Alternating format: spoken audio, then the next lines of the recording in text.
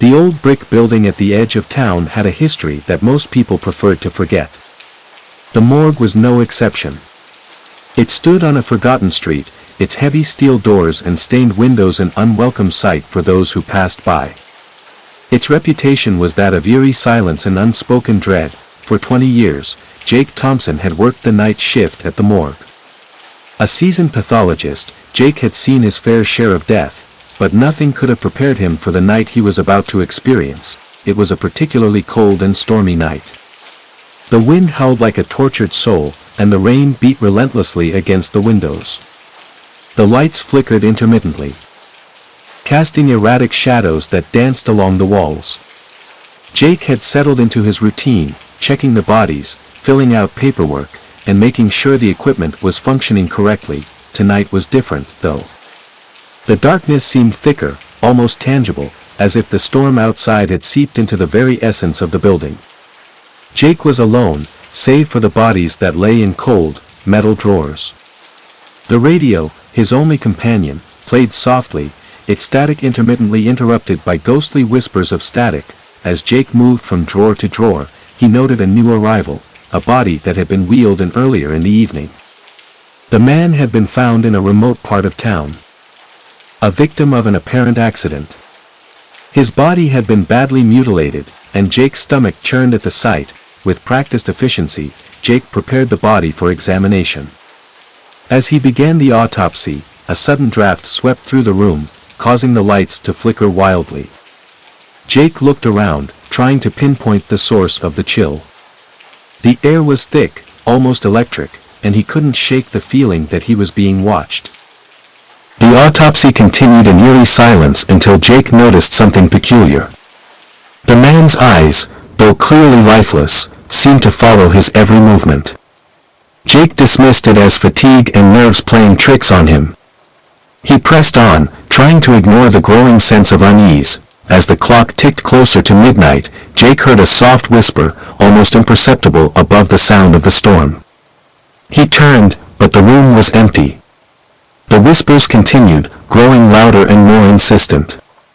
They seemed to come from the walls, the drawers, and even the body on the table. Jake's pulse quickened, and he felt a cold sweat break out across his forehead. Desperate to calm himself, Jake tried to focus on his work. But then he noticed something even more unsettling.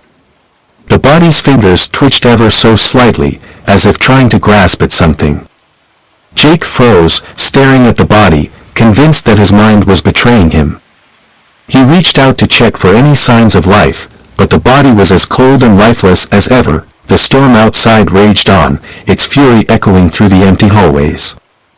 Jake's breath came in short, ragged gasps as he worked to finish the autopsy. The whispers grew louder, coalescing into a single, chilling phrase, "Help me." Jake's heart pounded in his chest. He tried to rationalize what he was experiencing. It was just the storm, the isolation, his exhaustion. He was imagining things. But deep down, a gnawing fear told him otherwise. Then came the sound of a loud bang, startling Jake. He looked around, his eyes darting to the metal drawers. One of them was slightly open, as if someone had tried to force it.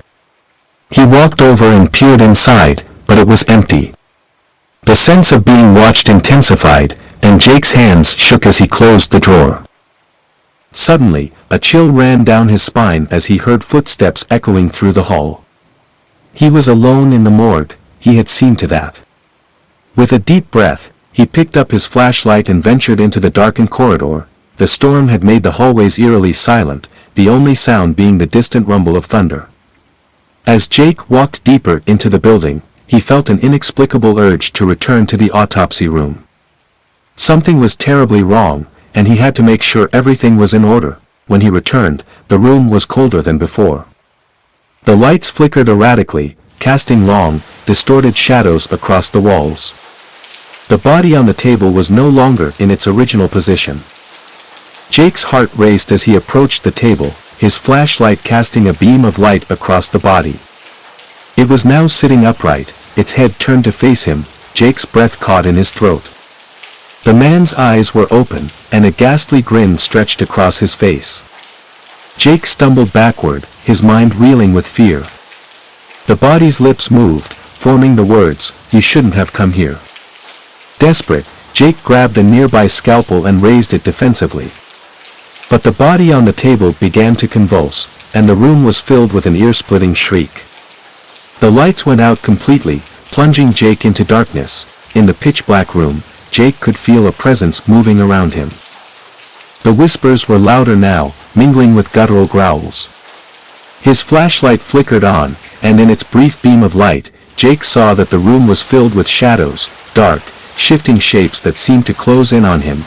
He fumbled for the door, his hands shaking uncontrollably. As he finally managed to open it, he was met by a horrific sight. The morgue's long hallway was filled with grotesque, spectral figures. They floated silently, their eyes glowing with malevolent intent. Jake ran, his footsteps echoing against the cold tile floor. The whispers followed him, growing louder with every step. He reached the end of the hall and bolted for the exit. The storm outside was now a full-blown tempest, the wind howling through the broken windows. He dashed through the parking lot, his mind racing with the terror of what he had just witnessed. But as he neared his car, he heard a voice behind him, a voice that seemed to come from within his own head. "Now you know what we are," the voice said. "You can never leave." Jake spun around, but the parking lot was empty. The whispers were now a cacophony of screams and laughter. He stumbled into his car, fumbling with the keys. Just as he started the engine, he felt a cold hand grip his shoulder. He turned to see nothing but shadows. As he drove away, the storm seemed to follow him. The whispers continued, growing fainter as he put distance between himself and the morgue. But the terror didn't fade. It stayed with him, a haunting presence that would never leave. Jake never returned to the morgue. The building was eventually abandoned, left to decay in the storm's aftermath. No one ever knew what truly happened that night. The morgue was sealed, and the rumors about the place only grew more sinister, but Jake knew. He had seen the truth, and he could never forget the horrors that lurked within those cold metal walls. The morgue had claimed its victims, and Jake was one of them, forever haunted by the things he could never escape.